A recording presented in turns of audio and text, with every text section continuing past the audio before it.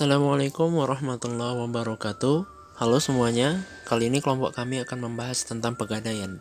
Jadi, mari kita simak videonya. Pegadaian adalah sebuah badan usaha milik negara, sektor keuangan Indonesia yang bergerak pada 3 lini bisnis perusahaan, yaitu pembiayaan, emas, dan aneka jasa. Lantas, apa yang dimaksud dengan gadai? Menurut Kitab Undang-Undang Hukum Perdata Pasal 1150, gadai adalah hak yang diperoleh seseorang yang mempunyai piutang atas suatu barang yang bergerak. Gadai berbeda dengan pinjaman uang di bank. Konsep gadai adalah barang.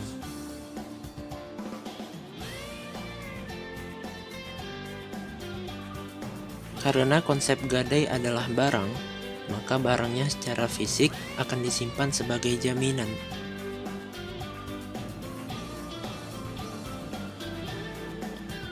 Sejarah pegadaian dimulai saat VOC mendirikan Bank Van Lending sebagai lembaga keuangan yang memberikan kredit dengan sistem gadai pada tahun 1746. Pada tahun 1811, pemerintah Inggris mengambil alih dan membubarkan Bank Van Lending. Masyarakat diberi keleluasaan mendirikan suatu usaha pegadaian. Kemudian pada tanggal 1 April 1901, didirikan Pegadaian Negara pertama di Sukabumi, Jawa Barat. Pada tahun 1905, Pegadaian sudah berbentuk sebagai lembaga resmi jawatan. Kemudian pada tahun 1961, bentuk badan hukum pegadaian berubah dari jawatan ke perusahaan negara. Kemudian bentuk badan hukum pegadaian berubah dari perusahaan negara ke perusahaan jawatan pada tahun 1969. Lalu berubah lagi dari perusahaan jawatan ke perusahaan umum di tahun 1990. Dan selanjutnya, pada tanggal 1 April 2012 berubah dari perusahaan umum ke Persero.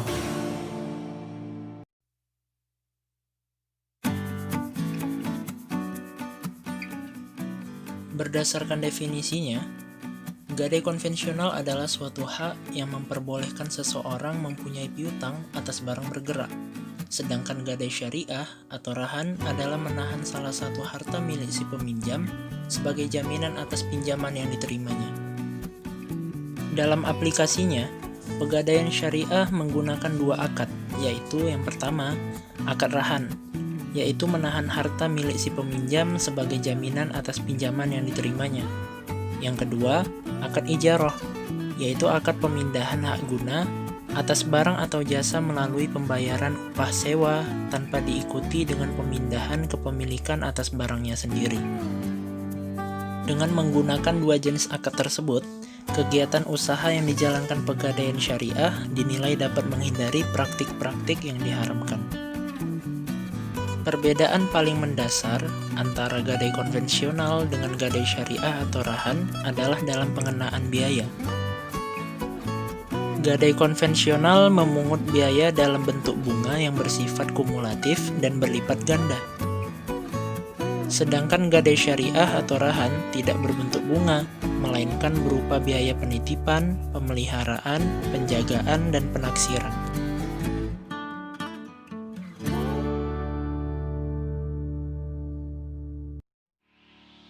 Di antara tujuan pegadaian ialah menyediakan pelayanan bagi kemanfaatan umum dan sekaligus memupuk keuntungan berdasarkan prinsip pengelolaan.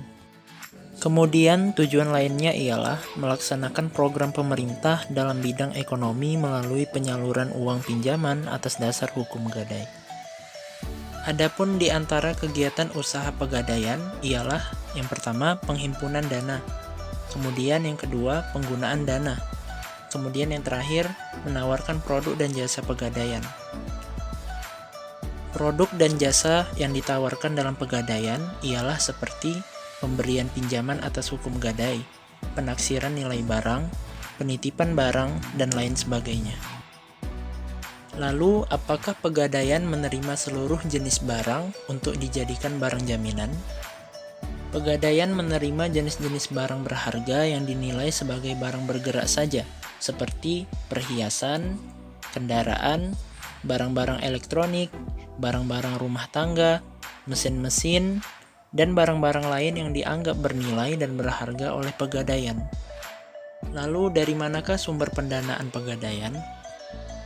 Untuk memenuhi kebutuhan dananya, Pegadaian memiliki sumber-sumber dana, yaitu yang pertama modal sendiri, kemudian penyertaan modal dari pemerintah, kemudian pinjaman jangka pendek dari perbankan, pinjaman jangka panjang dari KLBI, dan yang terakhir dari masyarakat melalui obligasi. Lalu bagaimana prosedur pemberian pinjaman di Pegadaian? Calon nasabah datang langsung ke bagian informasi untuk memperoleh penjelasan tentang Pegadaian. Jika sudah jelas, langsung membawa dan menyerahkan barang yang dijaminkan. Pemberian tersebut disertai bukti diri seperti KTP atau surat kuasa. Kemudian barang jaminan diteliti kualitasnya untuk menaksir dan menetapkan nilai harganya yang nantinya sebagai dasar untuk ditetapkan besarnya uang pinjaman yang dapat diterima oleh nasabah.